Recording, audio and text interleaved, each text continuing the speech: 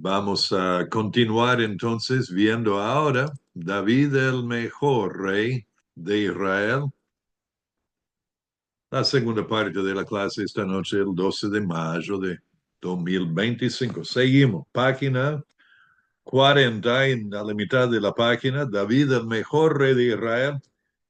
Y los textos que tratan con David son de 1 Samuel capítulo 16 hasta 1 Reyes 2:11.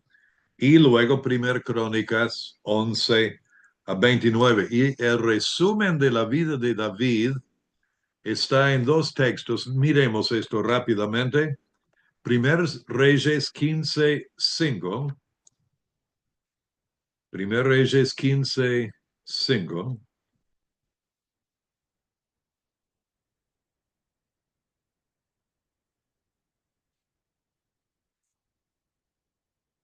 Leemos: por cuanto David había hecho lo recto ante los ojos de Jehová, y de ninguna cosa que le mandase se había apartado en todos los días de su vida, salvo en lo tocante a Urías Eteo.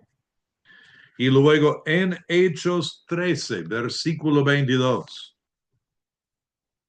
Hechos 13, en el primer viaje misionero, el apóstol Pablo y Bernabé estaban predicando a los judíos. 1 Reyes 13, 22, en la ciudad de Antioquía de Pisidia. Estaban en la sinagoga enseñando y dice, hablando de Saúl en verso 21, dice, quitado este, versos 22, les levantó por rey a David, de quien dio testimonio diciendo, he hallado a David, hijo de Isaí, varón conforme a mi corazón, quien hará todo lo que yo quiero. Entonces, estos son los textos que resumen la vida de David. Vamos a ver rápidamente, porque pasé demasiado tiempo, me parece, en el capítulo 15 en cuanto a David, en 1 Samuel, pero igual es importante.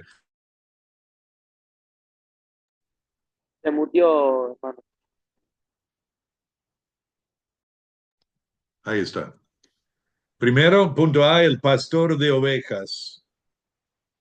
David, el octavo hijo de Isaí, pastor de oveja, fue llamado a aparecer delante de Samuel en la primera parte y fue ungido y desde aquel día en adelante el Espíritu de Jehová vino sobre David. Esto es llamativo. Como había venido sobre Saúl y luego Dios le quitó su espíritu,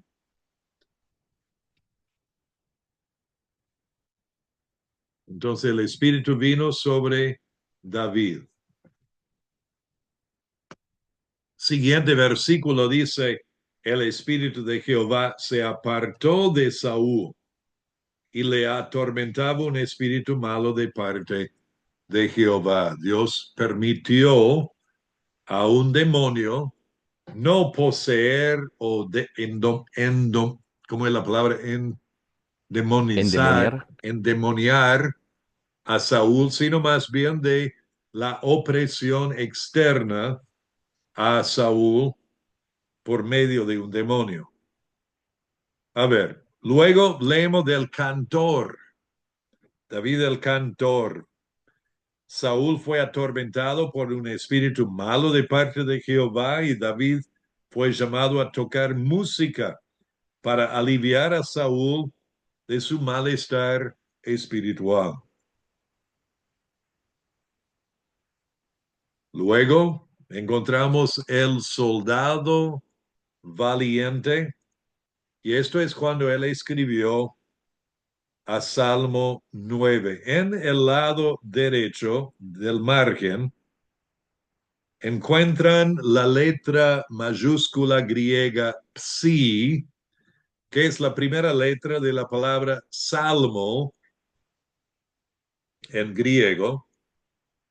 Y entonces indica el salmo que corresponde a los eventos que están incluidos ahí justo al lado. Entonces, esa es para la información de ustedes, porque lo tenemos en esta página y en la próxima, tratando con la vida de David. El filisteo gigante, Goliat, desafió al ejército de Israel durante 40 días. David fue enviado al sitio para llevar comida a sus hermanos y buscar noticias de ellos y peleó contra Goliat con su honda, y 5 piedras y lo mató dando la victoria a Israel y llegó a ser entonces el centro de atención. De ahí hasta el fin del primer Samuel. Comenzó la amistad entre David y Jonatán. Y Saúl entonces se puso celoso de David por la buena fama que David tuvo y procuró matarlo mediante primero su hijo Jonatán, luego varios intentos privados, engaños por medio de enviarle a procurar ciertas cosas y luego la persecución abierta. Y número 3, David se casó con Mical, hija de Saúl. Huye, número 4, a la ciudad de Nob y acude al sacerdote allí y mintió a él. Fue un momento de debilidad de David. Luego se fue a la ciudad filistea de Gat y fingió estar loco. El relato es medio gracioso. Cuando está ahí, dice que verso 13 del capítulo 21 cambió su manera de comportarse delante de ellos. Y se fingió loco entre ellos y escribía en las portadas de las puertas y dejaba correr la saliva por su barba. Y dijo a Aquis, el rey, a su siervo, he aquí, ¿veis que este hombre es demente? ¿Por qué lo habéis traído a mí? ¿Acaso me faltan locos? ¿Acaso me faltan locos para que hayáis traído a este que hiciese de loco delante de mí? ¿Había de entrar este en mi casa? A veces como padres nos preguntamos eso, ¿no? ¿Acaso me faltan locos? A veces como pastor me pregunto, no escucharon eso, ya borramos eso. Continuamos. Comenzó a reunir una compañía de hombres afligidos y amargados de espíritu. Qué grupo de guerreros que tenía consigo, ¿no? Pasemos a la página 41. Se trasladó a Moab, pero Dios le ordenó a volver a Judá. Recuerdan que su bisabuela o tatarabuela era moabita. Le perdonó la vida a Saúl en 2 ocasiones, primero en la cueva de Engadi, luego en el desierto de Sif. Se casa con Abigail, una viuda que llegó a ser su segunda esposa. Ella era la esposa de Nabal, el nombre Nabal en hebreo significa necio, y él murió y se casó con ella, se mostró ser muy sabia, Abigail. Capítulo 25 también se casó con Ahinoam y luego se desanimó de nuevo y fue a vivir en territorio enemigo en la ciudad de Ziklag, los capítulos 27 a 30. Bueno, en capítulo 31 murió Saúl. Ya, segundo Samuel, fíjense que tuvo guerra otra vez con los amalecitas. Y una amalecita dijo que había matado a Saúl pensando que iba a ganar favor con David al decirse eso. No funcionó. Entonces ahí comienza el soberano de Israel, siendo rey, digo soberano, el rey de Israel. David recibió la noticia de la muerte de Saúl y Jonatán y lamentó su muerte.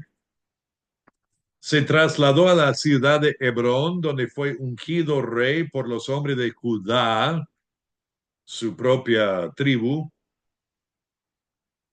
Reinó en Hebrón por 7 años y 6 meses. La primera parte del capítulo 2 menciona esto. Después de una guerra civil contra la casa de Saúl, David fue ungido como rey sobre todo Israel. Luego él capturó la ciudad de Jerusalén de los Jebuseos y se instaló allí y la convirtió en la capital de Israel. Esto de la última parte del capítulo 5. Hizo llevar el arca del pacto a Jerusalén en el capítulo 6. También leemos de esto en 1 Crónica 15 a 16. Dios en 2 Samuel 7 estableció el pacto davídico con la casa de David. Afirmó su reino, conquistó a varios enemigos, capítulo 8 y capítulo 10, y mostró gracia y misericordia a Mefiboset, un hijo de Jonatán, un hijo lisiado. Eso es el capítulo 9. Llegamos al capítulo 11, el pecador, donde cometió adulterio con Betsabé. Luego arregló la muerte de Urías, el marido de Betsabé, y por último se casó con ella. Años atrás, leyendo esta historia, me preguntaba, ¿cómo podía el hombre conforme al corazón de David cometer semejante pecado? Me molestó mucho esto. Pero al pasar los años, mi pregunta ha cambiado. Y ahora es, si David, el varón conforme al corazón de Dios, pudiese cometer semejantes pecados de adulterio y asesinato, ¿de qué soy capaz yo? El que piensa estar firme, mire que no caiga. El que piensa, yo nunca haría semejante cosa. Ese es el primer paso hacia el pecado cometido. Debemos guardar el corazón, debemos cuidarnos constantemente, depender del Espíritu Santo en nosotros, caminar en diligencia y en obediencia, constantemente, cuidando el corazón, mirando por nosotros mismos, siendo prontos para examinar y juzgarnos a nosotros y lentos para juzgar a los demás, pronto para perdonar a los demás. Tener hambre y sed de justicia, seguir a Jesús, mantenernos pobres en espíritu y humildes. Luego de esto encontramos al afligido, el afligido. El profeta Natán confrontó a David en cuanto a su pecado y David lo reconoció y se arrepintió de él. Ahí en el capítulo 12, Natán le cuenta una historia y David se enoja. Dice él que hizo semejante cosa, debería pagar cuatro tantos y de hecho David pagó con 4 de sus hijos en cierta manera la consecuencia de su pecado.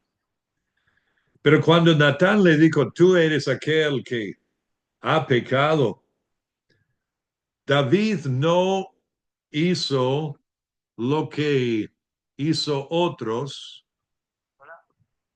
Un segundo, por favor.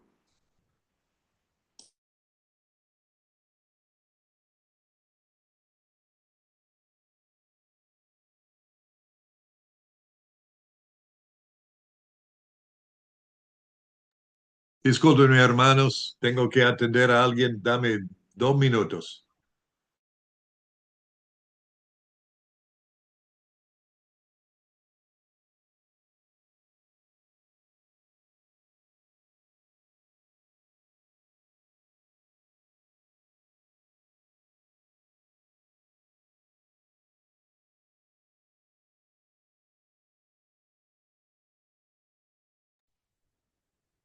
Hermanos, ¿alguno me puede pasar los versículos en el resumen de la vida de Saúl? Que no lo llegue a anotar, por favor. Primera de Reyes 15:5, Hechos 13:22. Ese es No, el no, de de Saúl. David. El El de de, Saúl, primera de Ah, Crónicas 10, 13 al 14. ¿Ya te pusiste al día, Renzo? Ok. ¿Recuerdan a Saúl cuando Samuel le confrontó de su pecado, echó la culpa al pueblo, quiso decir que había cumplido con todo hasta que fuese arrinconado? Acá David enseguida, cuando Natán le acusa, le apunta, entonces dijo David a Natán, pequé contra Jehová. No echó la culpa a Betsabé, no intentó justificarse. Siendo el rey, los reyes en aquel entonces tenían como poder de vida y muerte sobre sus súbditos en las culturas alrededor de Israel. Pero David reconoció y confesó su pecado enseguida. Dios le perdonó, esto número 2, pero determinó que debiera pagar el cuádruple de lo que hizo. Y esto se llevó a cabo en la muerte del bebé concebido en la unión de David con Betsabé, la violación de su hija Tamar por su hermanastro Amón, el asesinato de Amón por su hermanastro Absalón, hijo también de David, y luego la rebelión de Absalón contra su propio padre para quitarle del trono. David sufrió muchísimo como consecuencia de su pecado y creo que podemos decir nunca era el mismo como antes, después de su pecado. Sin embargo, Dios le llamó varón conforme a mi corazón. Capítulo 21 lo vemos siendo el estadista. Hubo hambre en Israel durante 3 años a consecuencia del pecado de Saúl de procurar matar a los Gabaonitas. Y David detuvo el juicio de Dios por medio de la negociación con los Gabaonitas, quienes pidieron la justicia por ahorcar a 7 hijos culpables de Saúl. Luego el guerrero viejo. Al final del capítulo 21 de Segundo Samuel, David fue a la batalla contra los filisteos, se cansó y casi fue matado. Después los siervos de David le dijo que él no pudiera salir más a la batalla, que quedase en casa. Y el poeta, capítulo 22, hasta la primera parte del 23, compuso y cantó el cántico de liberación a Jehová el día que Jehová le había librado de todos sus enemigos y de la mano de Saúl. Y describió su postrera palabra de alabanza a Dios en 2 Samuel 23, y acá es cuando también Salmo 22 fue compuesto. Vamos a la página 42, encontramos el líder de valientes.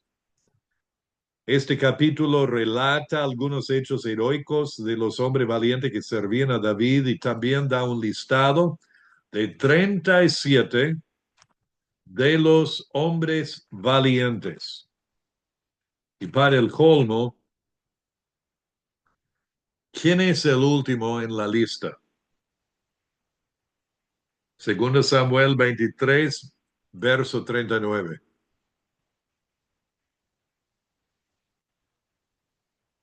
Urias. ¿Quién era Urías Eteo? El marido de Betsabé. Ajá.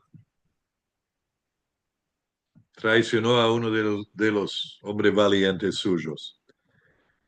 Bueno, el capítulo 24 leemos del censo insólito. David sucumbió a la tentación de censar al pueblo de Israel. Lo malo de este censo es que David quisiera saber cuántos soldados había en su reino y el resultado de saber esto iba a ser el orgullo y la confianza en su ejército en vez de confianza en Jehová. Jeremías 17:5 dice, así ha dicho Jehová, maldito el hombre que confía en el hombre y pone carne por su brazo y su corazón se aparta de Jehová. Dios envió una plaga o peste sobre el pueblo que mató a 70,000 hombres. Dios detuvo la plaga y David edificó un altar a Jehová en la era de Arauna, Jebuseo. Una era es un lugar descubierto y llano, normalmente de piedras, donde se trillan las mieses y allí edificó un altar. En 1 Crónica 22 a 29 encontramos detalles que no encontramos en 2 Samuel, donde él es el patrocinador del templo. David quiso edificar el templo, pero Dios le dijo que no, por haber sido hombre guerrero, había derramado mucha sangre. Entonces David decidió hacer lo preparativo para la edificación de un templo. Instruyó a su hijo Salomón en cuanto a la edificación. Instruyó a los hombres principales de Israel que ayudasen a Salomón en esta obra. A ver, ahí al final del número 3 dice capítulo 2, 17 a 19 o 22, 17 a 19. 2. Ok, debería de ser 22.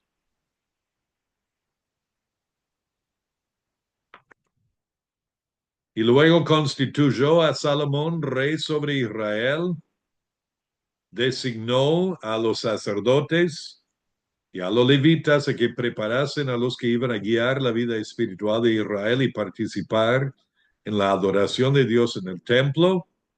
Habían 24,000 para dirigir la obra de la casa de Dios, 6,000 para gobernadores y jueces, 4,000 porteros y 4,000 para alabar a Jehová con los instrumentos de música.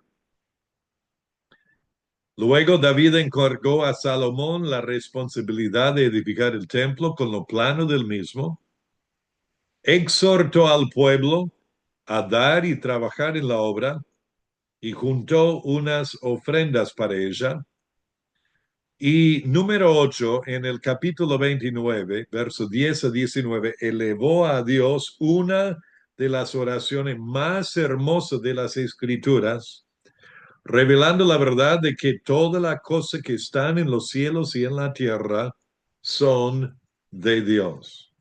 Era muy llamativo esto. Luego encontramos que es el Padre indulgente. 1 Reyes 1. En cuanto a Adonías, el cuarto hijo de David, él se rebeló contra David con planes de hacerse rey. Y el problema surgió porque David nunca había retado o entristecido a Adonías cuando era joven. Leemos, su padre nunca le había entristecido en todo su día con decirle, ¿por qué haces así? Además, este era de muy hermoso parecer y había nacido después de Absalón. O sea, era lindo y consentido. Papis, No hagan eso con sus hijos lindos. Es para traerte problemas. Luego, el problema surgió. Bueno, Natán y Betsabé obraron para que David inaugurara a Salomón como rey y Adonías desistió en su rebelión. Y luego encontramos el sabio, capítulo 2. En su lecho de muerte exhortó a Salomón que hiciera lo siguiente, que viviera como hombre de Dios. Esto es llamativo.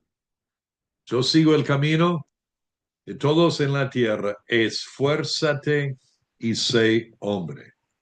Guarda los preceptos de Jehová tu Dios, andando en sus caminos y observando sus estatutos y mandamientos, sus decretos y sus testimonios, de la manera que está escrito en la ley de Moisés, para que prosperes en todo lo que hagas y en todo aquello que emprendas. Le exhortó a que confiara en la promesa de Dios, que cumpliera la justicia de Dios, y luego falleció después de haber reinado 40 años sobre Israel. Esto es David. Vamos a ver cuánto de Salomón el fabuloso podemos ver en la página 43 y 4.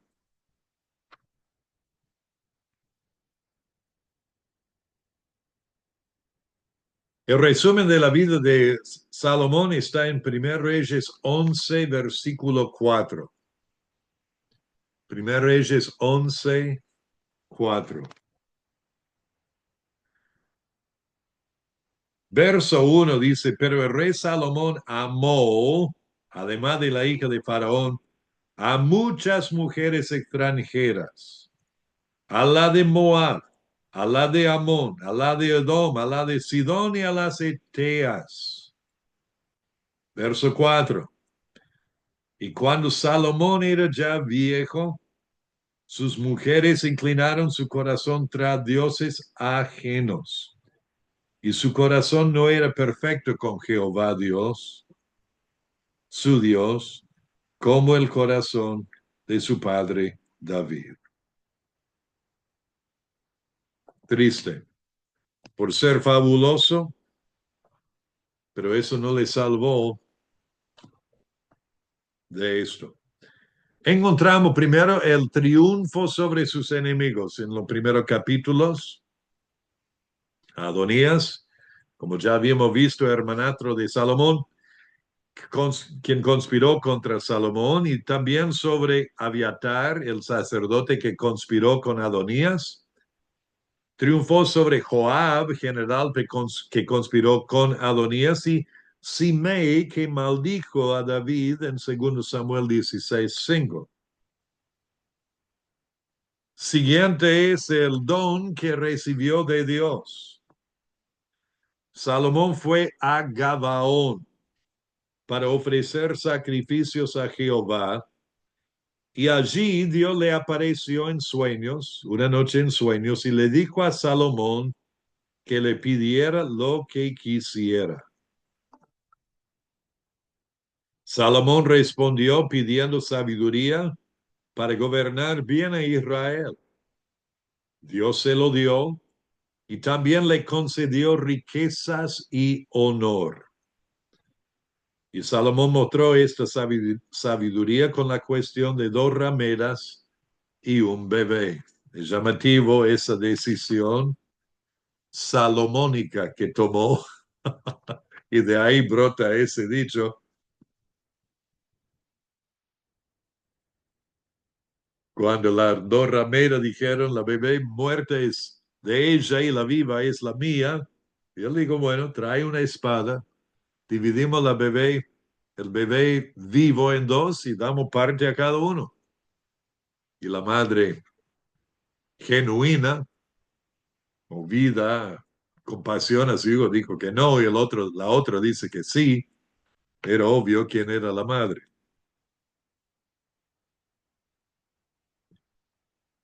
Capítulo 4 encontramos su reinado absoluto y pacífico. Y tiene varios asuntos paralelos con el reinado futuro de Jesucristo. Salomón tuvo 2 gobernadores y Cristo tendrá a los 12 apóstoles como jueces. Salomón reinó sobre todos los reinos de la tierra santa, Cristo reinará sobre todos los reinos de la tierra. Según Apocalipsis 1:5. Los súbditos de Salomón sirvieron a Salomón como nosotros serviremos a Jesucristo. El reinado de Salomón experimentó paz local, donde el reinado de Cristo traerá paz universal. Y los habitantes de Judá e Israel vivían seguros, cada uno debajo de su parra y debajo de su higuera, y así viviremos durante el reinado de Cristo en el milenio. Punto D es el templo de adoración. Leemos de lo preparativo para el templo. Decretó y pidió los materiales a Hiram de Tiro, y los obreros eran 30,000 trabajando en el Líbano, 10,000 en cada uno de 3 turnos mensuales.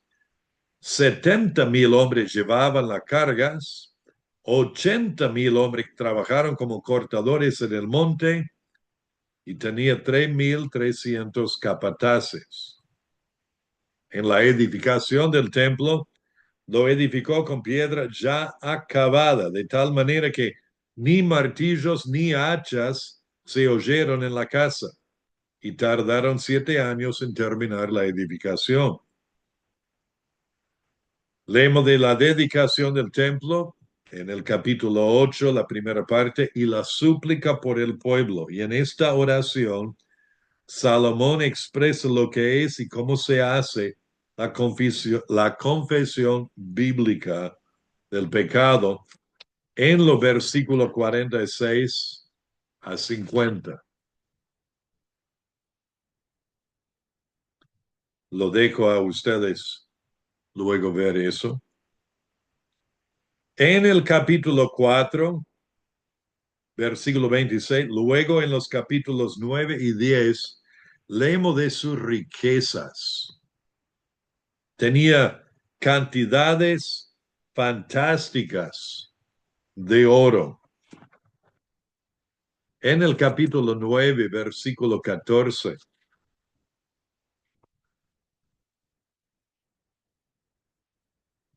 dice que Hiram había enviado al rey 120 talentos de oro. A ver, un talento de oro pesaba 34 kilos. ¿Ok? Hagan los números. 120 Yo tengo por, la NBI. Acá me por 34. ¿Cuántos kilos de oro?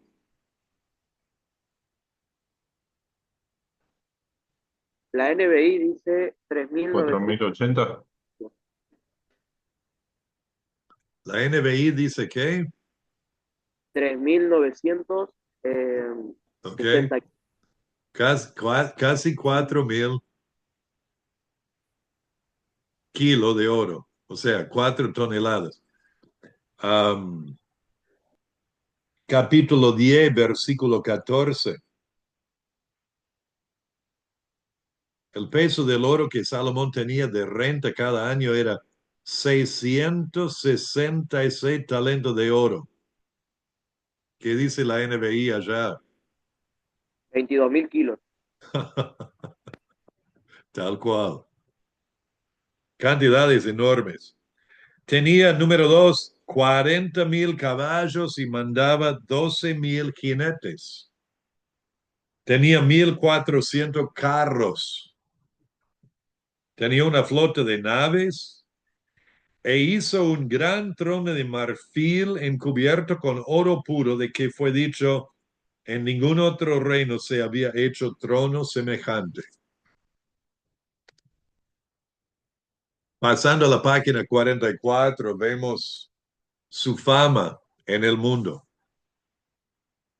Su sabiduría fue reconocida en asuntos de jurisprudencia, esto volviendo al capítulo 3, versículo 28. En la poesía, Leemos que compuso 3,000 proverbios y 5,000 cantares en 4:32. Y también en ciencias naturales, dice verso 33, disertó sobre los árboles, desde el cedro del Líbano hasta el hisopo que nace en la pared. Asimismo disertó sobre los animales, sobre las aves, sobre los reptiles y sobre los peces. Y para oír la sabiduría de Salomón venían de todos los pueblos y de todos los reyes de la tierra a donde había llegado la fama de su sabiduría. Pero lastimosamente llegamos a sus transgresiones contra Dios. Capítulo 11. Salomón fue advertido en cuanto a la necesidad de caminar en obediencia a Dios. Él fue advertido 2 veces por su padre. Lo leemos en 1 Crónica 22:13, también 1 Reyes 2:3. Y fue advertido por Dios mismo 3 diferentes veces. Acá en 1 Reyes 3, versículo 14. Capítulo 9, versos 6 a 7, y también en el capítulo 11, versículo 11. Y lo importante para nosotros a entender es que las transgresiones o pecado de Salomón no le sobrevinieron de repente. No es que cayó en el pecado. Durante su vida fabulosa como rey de Israel, Salomón tomaba decisiones e hizo cosas que contribuyeron a sus pecados. Y como él mismo dijo en Cantares 2:15, son las zorras pequeñas que echan a perder las viñas. Y es llamativo que unos 450 años antes, Dios había dado instrucciones en cuanto a los reyes futuros de Israel. El texto de Deuteronomio 17, verso 14 a 17, está aquí. Quiero leerlo y destacar algunas cosas. Dice, cuando hayas entrado en la tierra que Jehová tu Dios te da, y tomes posesión de ella y la habites y digas, pondré un rey sobre mí. Recuerden, esto fue lo que Moisés advirtió al pueblo de Israel antes que entraran en la tierra de Israel, cuando estaban en la ribera oriental del río Jordán. Dice, y digas, pondré un rey sobre mí como todas las naciones que están en mis alrededores. Ciertamente pondrá por rey sobre ti al que Jehová tu Dios escogiere. De entre tus hermanos pondrá rey sobre ti. No podrás poner sobre ti a hombre extranjero que no sea tu hermano. Pero él no aumentará para sí caballos. ¿Ok? Enfatizo para sí, porque en hebreo esta frase se repite para cada uno de estas advertencias. Dice, ni hará volver al pueblo a Egipto con el fin de aumentar caballos. O sea, no aumentará caballos. Salomón lo hizo.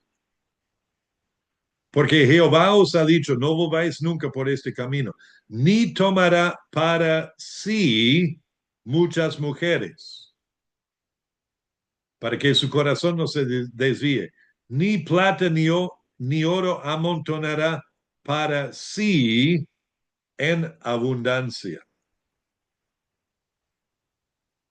Y Salomón desobedeció cada una de las 3 prohibiciones. Acumuló muchísimo oro y plata. Tuvo 40,000 caballos. ¿Y cuántas esposas y concubinas tuvo? 1000. ¿Cuántas esposas? 300. 700 y 300 concubinas. 700 y 300. Y para los jóvenes acá eso quiere decir 1000.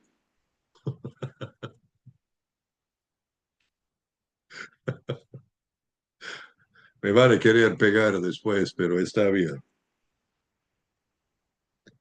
Y saben que en ese texto en Deuteronomio 17 había una cosa más que el rey tenía que hacer.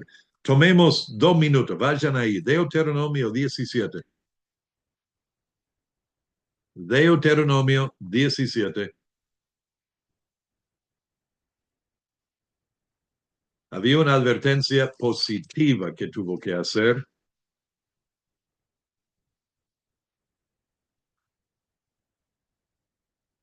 Verso 18. ¿Lo encontraron? ¿Recuerdan esa frase para sí?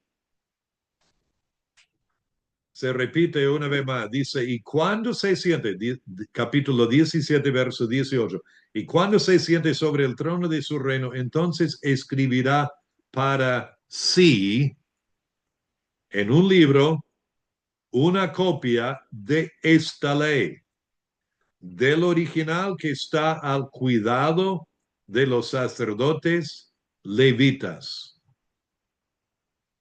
Los sacerdotes guardaban la copia de este Torah, esta ley, al lado del arca del pacto.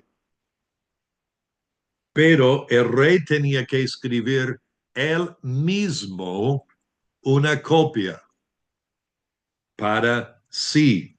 En hebreo está, en algunas versiones no está eso, pero en hebreo está ahí y también acá en la 60.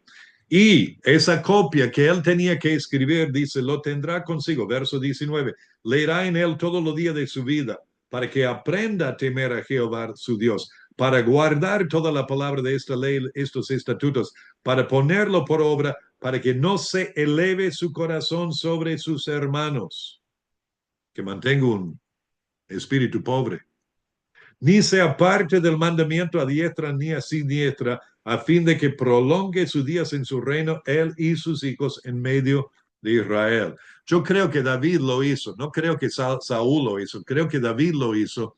No leemos que Salomón por ahí lo hizo, pero luego lo olvidó. Y los resultados para Salomón, volviendo a 1 Reyes 11,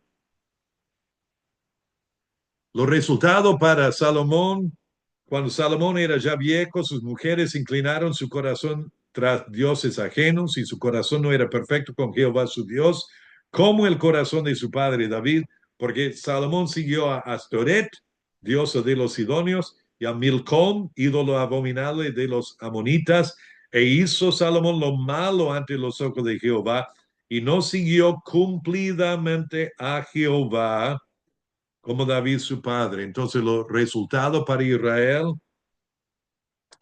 subieron adversarios contra Salomón, capítulo 11, versos 14 a 25, menciona esto. Hubo rebelión de parte de Jeroboam, verso 26 a 40, y después de la muerte, Dios rompió el reino, dejando parte al hijo de Salomón y dio parte a otros. Verso 11 dice, dijo Jehová a Salomón, por cuanto ha habido esto en ti y no has guardado mi pacto y mis estatutos que yo te mandé, romperé de ti el reino y lo entregaré a tu siervo. Sin embargo, no lo haré en tus días, por amor a David tu padre, lo romperé de la mano de tu hijo. Pero no romperé todo el reino, sino que daré una tribu a tu hijo por amor a David mi siervo y por amor a Jerusalén, la cual yo he elegido.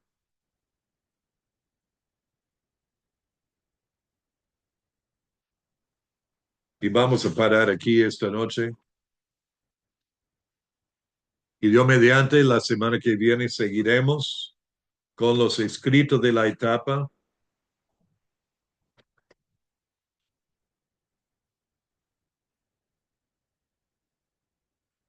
Y luego también vamos a ver los proverbios, los poetas y los proverbios de Jesucristo.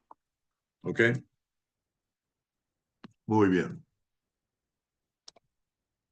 ¿Hay alguna pregunta antes de terminar esta noche?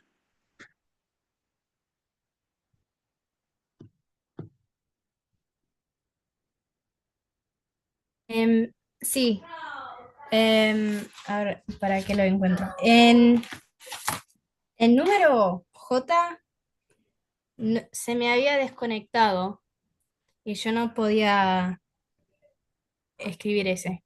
¿Cuál era? El poeta, Ok, el gracias. poeta. Ok.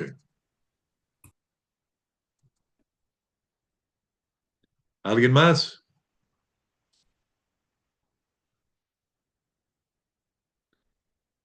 Los veo cansados, abatidos. Cuando estés Pastor, cansado y abatido, dilo a Cristo. A ver, ¿quién? Pastor, Sí, parecía nada más interesante, creo que para profundizar el versículo de me arrepiento, ¿viste? El dicho de, creo que acá está en sí. Génesis 6, 7, Ujú. 7,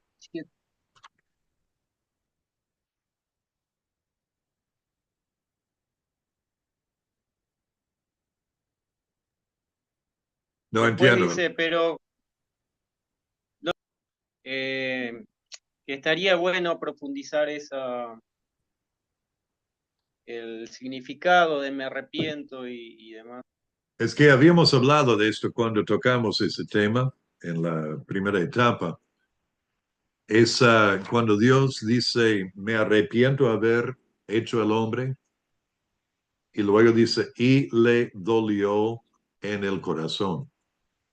Entonces, eso es el asunto, lo que significa para Dios de arrepentirse.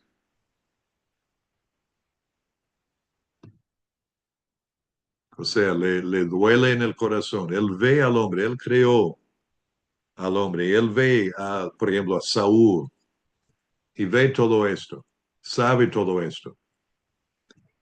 Sabía lo que iban a hacer cada uno, sabía lo que iba a pasar allí en Génesis 6 con la maldad del mundo. por eso, pastor, Dios le dice a Samuel que lo desecharon a él cuando pidieron rey.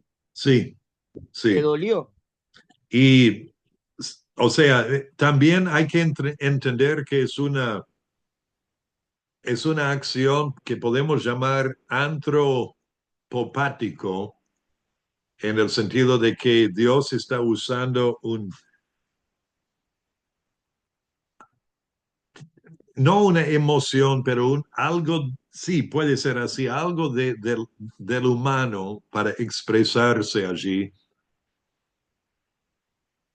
para mostrar a nosotros de que Él no está en el cielo mirándonos con una actitud de frío, de desconexión, de que no me importa, hagan lo que hagan, ya sé lo que van a hacer y le voy a mandar al infierno a todos aquellos que me rechazan y los míos que pongo y cuando pecan, bueno, ya está, ya sé. No, no, Dios no es así.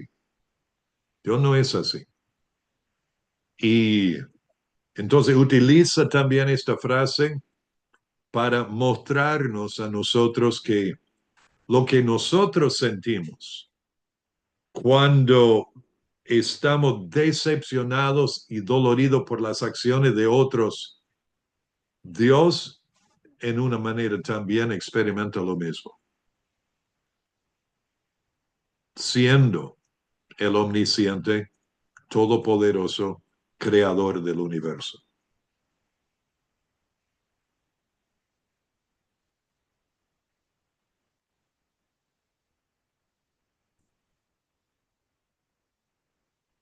¿Algo más?